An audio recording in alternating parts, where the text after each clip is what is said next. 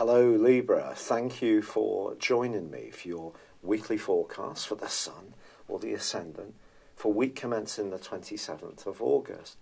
Now your ruling planet of Venus gives you a true appreciation of class.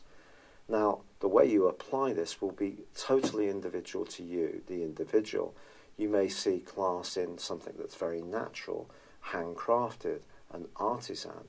Another Libra may see it in something that's very polished and very pristine. So the way you experience this desire for class will be very much down to you.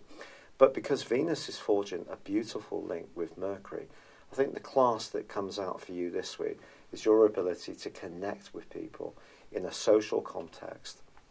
Those kind of links can really sparkle this week. And it could be that there's a romantic element to some kind of attraction that's developing with someone in your circle. But also Venus is clashing with Pluto still on Monday and Tuesday. This does require a little bit of care because you could find that the draw towards someone may not necessarily be in your best interest. I'm not trying to be down about it. It's just Pluto's in your 4th solar house, which is very much to do with your emotional needs. So however charming someone is, or however much you link and connect at a certain level, just ask this question. Do you feel really comfortable with them? And do you feel they'd be good for you in a more nurturing way, perhaps when you're not at your sparkling best? However, this is a week when the full moon, which occurred at the end of last week, is still very prevalent in your situation. This is still asking you to divine what's really important in your world. The balance between the more sacrificing side of your nature and the need to make sure that you get some time to recharge your batteries and really protect your interest. A more sensitive side of your nature is there this week, despite that sociable vibe that Mercury and Venus are generating. So there may be times when you need to just retreat, recharge, and keep a little bit of a barrier around you from people who perhaps are not the most supportive at the best of times. However, in a different kind of way, the link between Jupiter and Pluto can be extraordinarily good for you. And if you have been looking to reform your home, to move altogether, to take on a lease, a rental, or buy somewhere, this is very helpful to you. Because there has, of course, been the potential for quite a lot of blockages. Saturn's been in retrograde for just over 5.25 months. This is the last full week when that's going to occur in your sector of home. Pluto, of course, a very potent influence, has been here since 2008, so it seemed that your emotional and home life has been in a continual state of flux. And Mars has been retreating backwards recently in this area. Well, of course, that's come to a close too now. So I think a lot more thrust, a lot more forward energy is possible around anything that gives you a greater sense of security. It's possible that this could be something to do with a financial prospect. Perhaps you're going to work from home. Some extra sense of things being laid down in a way which gives you a greater sense of foundations. It's definitely going to be one of the pleasing elements of this week. And after the months of struggle, it can be very reassuring to feel that something just finally is changing, but in a way which is very reassuring. It's been a real pleasure being with you. I'd love it if you would like or comment on this video, or if you've yet to do so, please do subscribe to this channel. Thank you. Hello Libra, thank you for joining me for your monthly forecast for August for the Sun and also the Ascendant. There's 2 standout pieces of absolutely fantastic news for you. On the 7th of this month, Venus, your ruling planet, returns to your sign. She's going to be with you right through to the end of this month. This is going to give you the opportunity to really move into your power when it comes to your personal appearance, your sense of attractiveness, your creative abilities, and you may find, particularly if you're single, a lot more interest is evoked in you just in very natural, spontaneous ways from this change.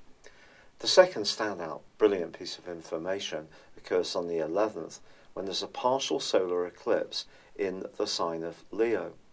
Now you have this occurring, but you also have Mercury tracking backwards in Leo, and the North Node in Leo 2 is also inverting backwards, which in its case means it's moving clockwise, and that's something that is going to not necessarily see things flowing about your long-term future plans, your higher aspirations, not immediately, but I think the partial solar eclipse still gives you a great deal of caution for optimism.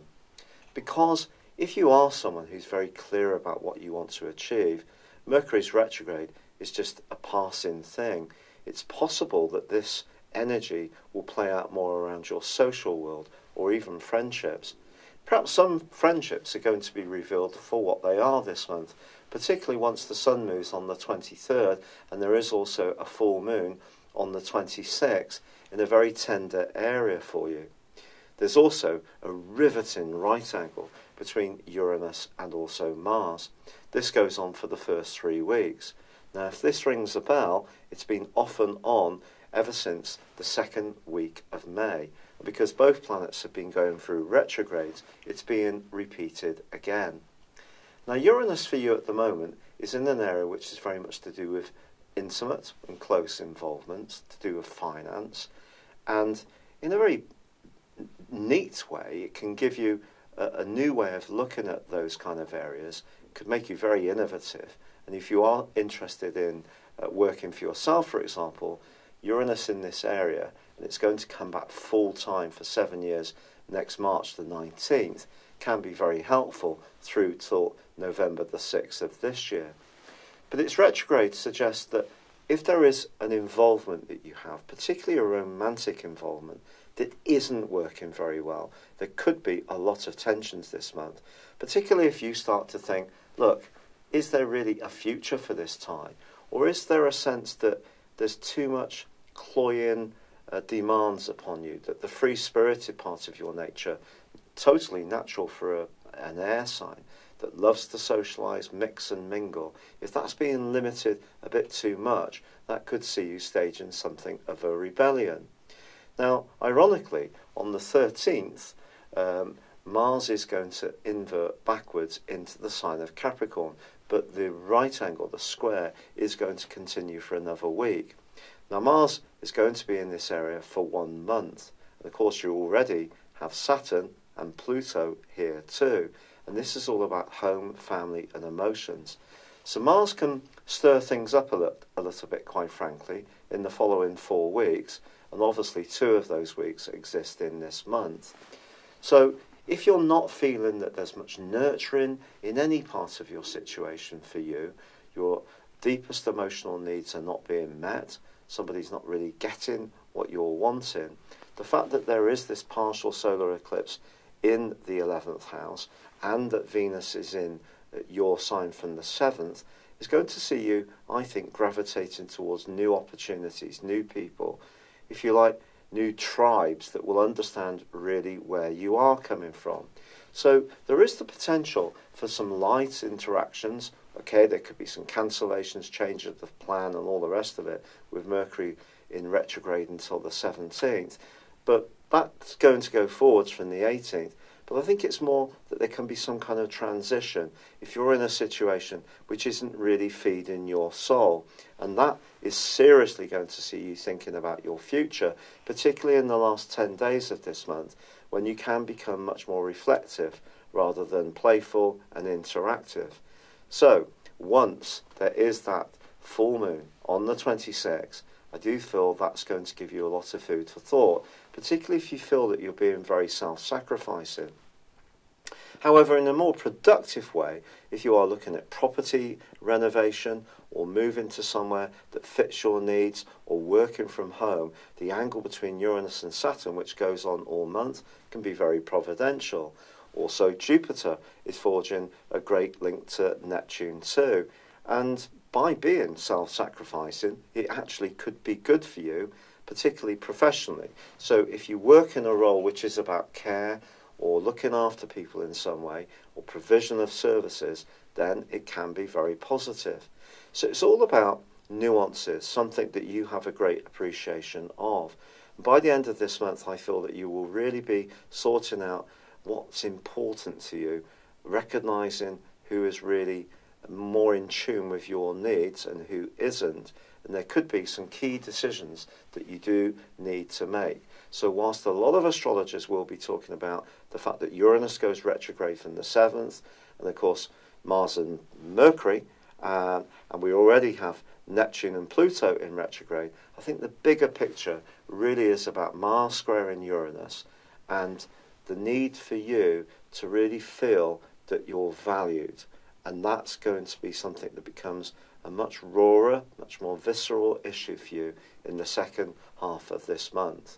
For now, it's been a real pleasure being with you. I'm sorry this video is coming to you late. I haven't been so well recently with rheumatoid arthritis because it's relatively newly diagnosed. I'm still getting to terms with the treatment regime and all the good natural stuff I'm taking too. So thank you for your patience. I'd love it if you would like, comment or subscribe to my channel if you've yet to do so. But for now, good luck and goodbye. Hello, thank you so much for watching my video. I'd love you to join me at my Horoscope Ace app. You can find this at www.horoscope-ace.com. You can use it through Android, iOS, Apple or Facebook. Check out your ascendant or your moon sign or download your free birth chart. There's all your favourite videos, plus there are daily, weekly, monthly and yearly horoscopes for general, love, Chinese and Indian astrology. If your passion is tarot, there's my brilliant 3-card money or love tarot readings too. And it's all there at www.horoscope-ace.com. Thank you.